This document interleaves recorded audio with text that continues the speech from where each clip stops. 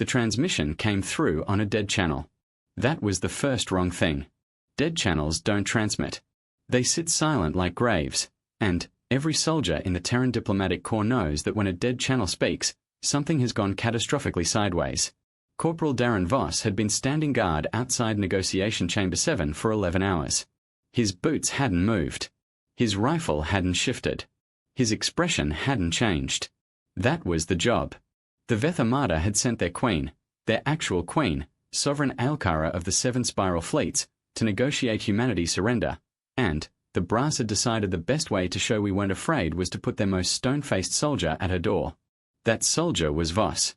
He'd earned the assignment through 3 wars, 2 medals, and a reputation for never, under any circumstances, saying the wrong thing. He was the man command trusted with silence. Then, the dead channel crackled. Voss. The voice belonged to Lieutenant Commander Reyes, back in the Command Hub 3 decks up. Her tone carried the specific flatness of someone controlling panic. We have a situation. He didn't move. Define situation. The Queen's interpreter just collapsed. Neural overload from the translation rig. He's alive but non-functional. The Queen's second has already filed a formal protest claiming sabotage. We have approximately 9 minutes before this stops being a diplomatic incident and starts being a military one. Voss calculated. 9 minutes. 1 collapsed interpreter. 1 offended alien sovereign.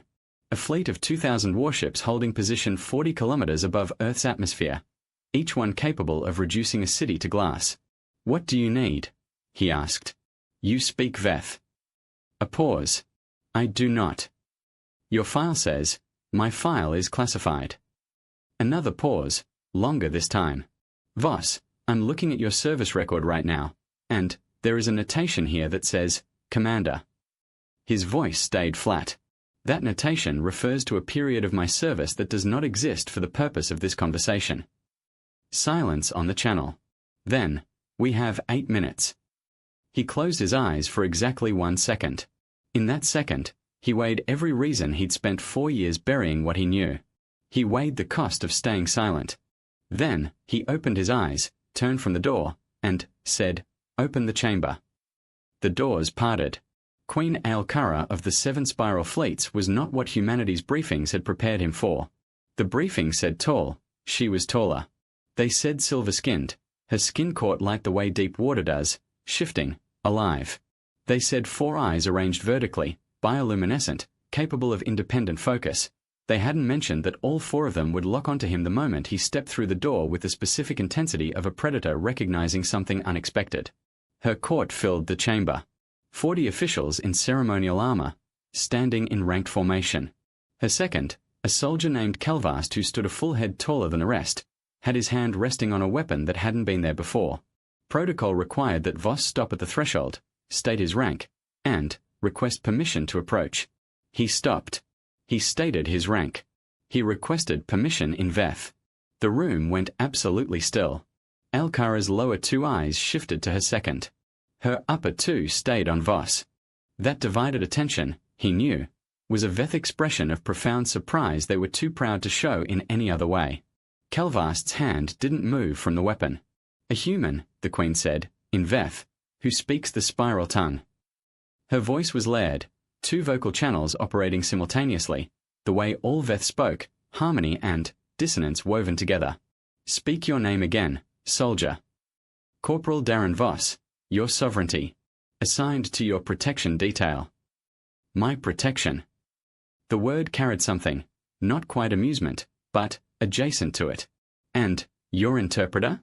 The one my second believes we killed with our translation field. He'll recover. The rig was poorly calibrated for Veth neural frequencies. That's a human engineering failure, not an act of aggression. One of the court officials murmured something. Voss caught it, a comment about the soldier's accent, that his Veth carried a Caldara coastal inflection, the kind spoken in the Southern Territories. A regional dialect. Specific. Rare. Aelkara heard it too. Her lower eyes returned to him. Where, she said slowly, did a Terran soldier learn to speak with a Caldara accent? And, there it was. The question he'd spent 4 years dreading. Standing in front of the most powerful being in the known galaxy, With 2,000 warships overhead and 8 minutes expired, Darren Voss felt the ground shift under everything he'd built. He said the only thing he could say. That is a longer story than 9 minutes allows, your sovereignty. She looked at him for a moment that felt geological in its weight. Then, she said, fortunately, I have decided to allow more time. Behind him, the doors sealed shut. The Veth didn't use chairs the way humans did. Aelkara's court had reconfigured the chamber while Voss stood at the threshold. Low curved platforms arranged in a crescent, the Queen's position elevated by 3 steps at the center. It was a speaking formation. A judgment formation. Voss recognized it immediately, and that recognition landed on his face before he could stop it. Voss noticed. Of course he did. The human knows a Caldara judgment circle, he said, and his voice carried the specific quality of someone building a case. I've read about them, Voss said. The posture of someone who has read about something, Calvast replied, is different from yours. Aelkara raised one hand, a small gesture, barely a movement, and Calvast stopped. She descended 2 of her 3 steps and studied Voss with all 4 eyes operating in unison now, the undivided attention that meant she'd made a decision about him. What decision? He couldn't tell. Sit, she said. He sat on the nearest platform. Around him, 40 court officials remained standing, which put his head below every other person in the room. Deliberate. He let it be deliberate. Fighting positioning games with the Veth was how humans lost positioning games. You made a joke, she said, in the corridor before you entered. He hadn't. He'd been standing at the door for 11 hours without speaking to anyone. Your sovereignty, your expression. She tilted her head. When my second filed his protest, the channel was still open. One of my sound readers, they track vocal stress frequencies, flagged an emotional response from the guard post. Something in your breathing pattern registered as suppressed laughter. Voss stayed very still. He had, in fact, found something briefly funny. Calvast's protest had used the Veth formal term for sabotage that also, in the Caldara coastal dialect, meant something close to a bad haircut given in revenge. The overlap had caught him off guard for exactly half a second. I wasn't laughing at the situation, he said carefully. No, she agreed. You were laughing at a translation artifact, which means you heard the double meaning. She sat on the final step, which brought her eyes almost level with his, closer than protocol allowed, which means you didn't simply study the spiral tongue. You studied it until it became instinct. Around the room, the court had gone to the particular kind of stillness that meant they were recording everything. I need you to understand something, Voss said. Whatever I tell you stays in diplomatic bounds. My command doesn't know the full scope of what I'm about to say. Then, you're trusting me. I'm trusting that you want functioning negotiations more than you want leverage. Aelkara was quiet for 4 seconds. That was a long time for a Veth. Speak. He spoke. 11 years ago, before his first deployment, before the medals and the wars and the reputation for perfect silence, Darren Voss had been assigned to a black site research program studying the Veth, not their technology, not their weapons, but their language. The theory was that understanding how the Veth spoke was understanding how they thought, and understanding how they thought was the best advantage humanity could acquire without firing a shot. The program had embedded him with a Veth cultural archive, a collection of recordings, texts, and interactive language models captured during the first contact window, when brief communication had been possible before relations deteriorated. He'd spent 3 years there. He'd learned the coastal dialect because it appeared most frequently in the archive's personal correspondence. Journals, letters, a child's schoolwork, and personal correspondence was where language lived. What he hadn't expected was that the archive would contain a name he recognized. He paused there, and the chamber noticed. Calvast had gone rigid. 3 of the court officials had exchanged a look that Voss caught and filed. The archive, Aelkara said, very quietly, was taken from the colony ship Caldara Meridian during the first contact incident. Yes. That ship carried citizens. Families. Her voice hadn't changed in volume. It had changed in texture, both vocal channels tightening to the same frequency, which in Veth speech meant emotion being controlled rather than expressed. It carried my sister's children. The room didn't move. I know, Voss said. I read their journals. I know their names. I know what they thought about, what they were afraid of, what they hoped the new territory would look like. He held her gaze. I learned your language from children who trusted that it would stay private. A long silence. And you came here, she said, carrying that. I came here because 9 minutes was up and someone had to talk to you. Kelvast's voice came from across the room, cold and precise. He used stolen records to learn our language. He stood at your door as a guard, carrying intimate knowledge of the royal line, and said nothing. He said nothing, Alcara replied, for 11 hours. Before that, he said nothing for 4 years. She looked at Voss. Why? Because the program was wrong, he said. Taking that archive was wrong. And I couldn't undo it, and I couldn't report it without destroying the careers of people who had nothing to do with the decision to take it, so I buried what I knew and I never used the language. He paused. Until now. Until now, she echoed. He waited. She stood, rising back to her full height, and the court realigned around her automatically, decades of trained response. She turned away from him and faced the chamber's main viewport. Beyond the glass, Earth hung blue and ordinary, and, above it, barely visible, the light scatter of 2,000 ships. Leave us, she said. The court filed out. Kelvast was the last to move, and he moved only when Aelkara said his name once, flat and final. Then, it was just her and Voss and the weight of what he'd said. She stood at the viewport for a long time. Long enough that Voss had run through 7 different versions of what she might say next, and none of them started the way she started. My sister's eldest, she said. The boy. In his journal, what did he say about the stars? Voss had spent 3 years with that archive. He didn't hesitate. He said they looked smaller from a ship than he expected.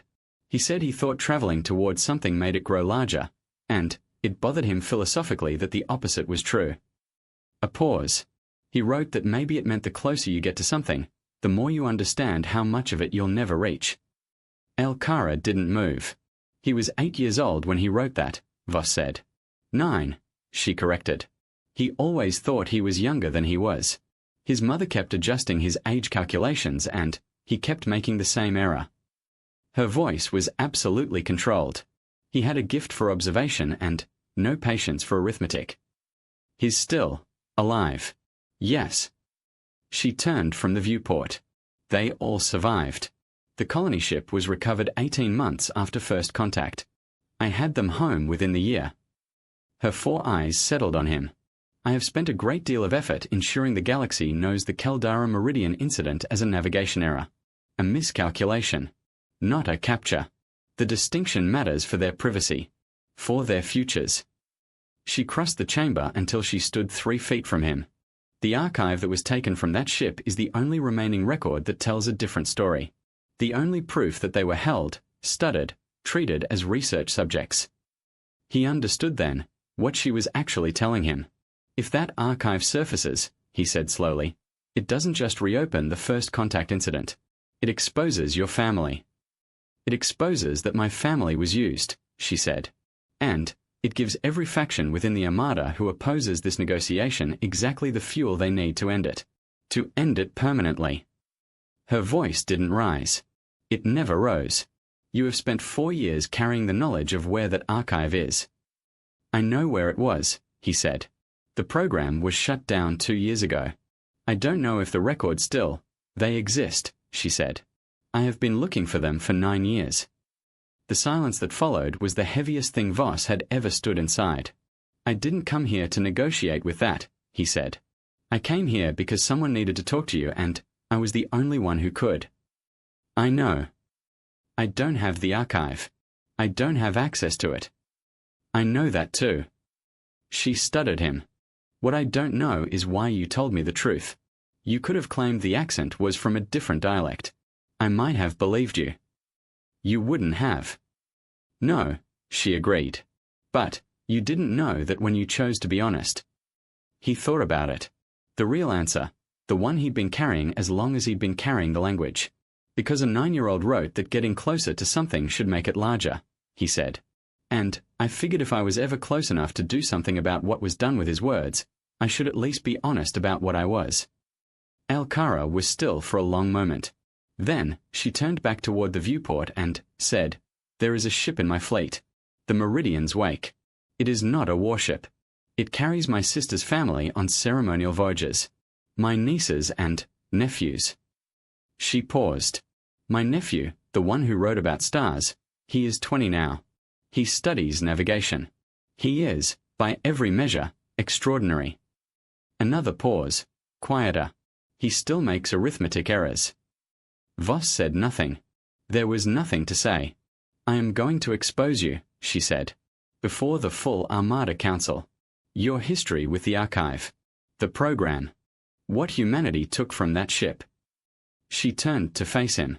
"And I am going to do it while simultaneously recommending that this negotiation proceed. Because the exposure is necessary, my council needs to know the full truth of the first contact incident, and so does yours, but it cannot be used as a reason to abandon peace. If I present both things together, neither faction can weaponize the revelation." He absorbed that. "You're using the exposure to protect the negotiation." "I am using the truth," she said, "to prevent the truth from being used as a weapon. There is a difference." Her gaze was steady. "You will stand before the Armada Council and confirm everything I say. You will not minimize what the program did. You will not protect the people who made that decision. And, in return, I will ensure the archive is recovered and sealed under joint diplomatic custody. Neither side controls it. Neither side can weaponize it." She tilted her head.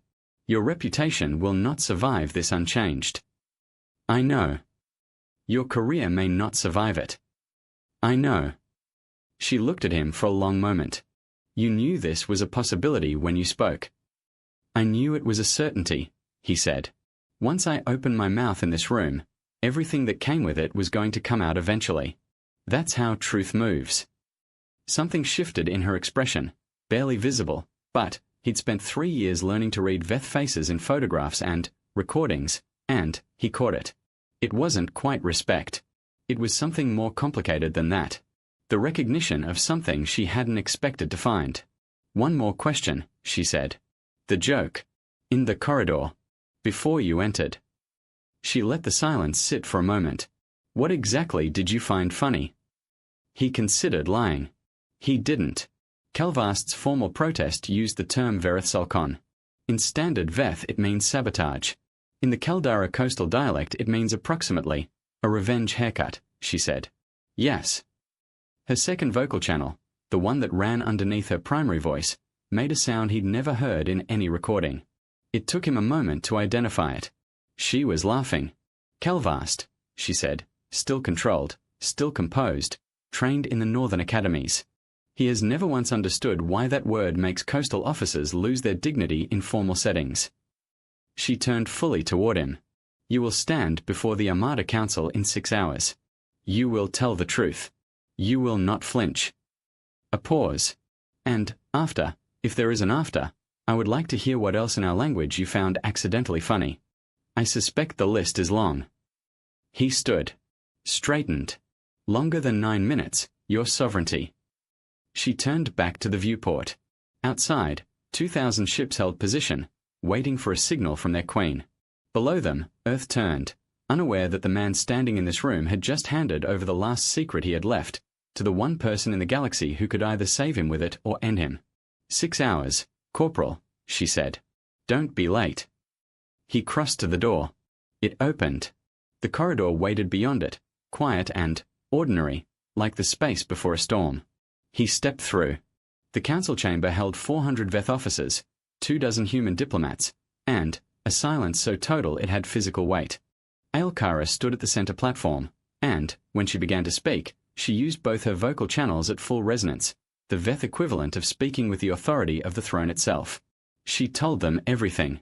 Darren Voss stood 8 feet to her left, in his dress uniform, and did not flinch once. When she turned to him and invited him to confirm, he confirmed. When she invited him to speak to the nature of the archive, he spoke.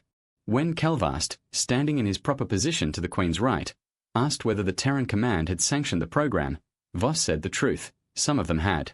Some hadn't known. And he named no names, because naming names was not the same as the truth, It was the performance of the truth, and he'd promised her something cleaner than that. The human delegation's senior diplomat went pale. Then, grey. Then, the carefully constructed color of someone deciding whether to deny or adapt, and, finally, watching Alcara's expression, choosing to adapt. When it was done, the chamber erupted. 40 separate voices, Veth and human, all speaking at once. Protocol dissolving into the noise of genuine reaction. Alcara raised one hand. Silence, instant and absolute. The negotiation will proceed, she said. Humanity did not act with one voice in the first contact incident. Neither did we. We will not punish the many for the choices of the few. We will, however, ensure that those choices are witnessed, recorded, and answered for through the process we are here to build. She looked across the chamber. That process begins now. She descended from the platform and crossed the chamber toward the human delegation's table, where the senior diplomat stood rigid and pale. She stopped in front of him, extended one hand, open-palmed, the Veth gesture of a debt acknowledged and offered, not demanded. He looked at her hand for a long moment. He took it. The room shifted. Voss felt it, the specific movement of something that had been holding its breath finally, carefully, releasing. Calvast appeared at his shoulder. Quiet. You should know, he said, that the word you found amusing in my protest has now been reported to me. Twice. By junior officers who found it extremely relevant to share. I didn't tell anyone. The Queen did. A pause. She told my second in command, who told 3 others. He was quiet for a moment. The Caldara coastal dialect is apparently funnier than I was previously aware. Voss looked at him. For what it's worth, the Northern Academy term for navigation error is also, do not finish that sentence. Reasonably close to the standard Veth word for a misplaced hat. Calvast stared at him. Then, he made a sound that was not quite a laugh, and turned back to his station with the expression of a man whose dignity had survived worse. Across the chamber, Alcara caught Voss's eye. Her lower 2 eyes carried something, not warmth exactly, but its structural neighbor. The acknowledgement of something found in an unexpected place. His career would not survive this unchanged. She'd told him that plainly. And she was right. The investigation would start tomorrow, the reviews would follow, and, whatever the outcome, Darren Voss would not walk away from this as the same man who'd stood at a door for 11 hours and said nothing. But the ships above Earth were still holding position. And they had not fired. He stood in the chamber, surrounded by the noise of 400 voices slowly, carefully beginning the work of peace, and he breathed out for what felt like the first time in 4 years. The dead channel had spoken. And, against every reasonable expectation, what had come through was not the end.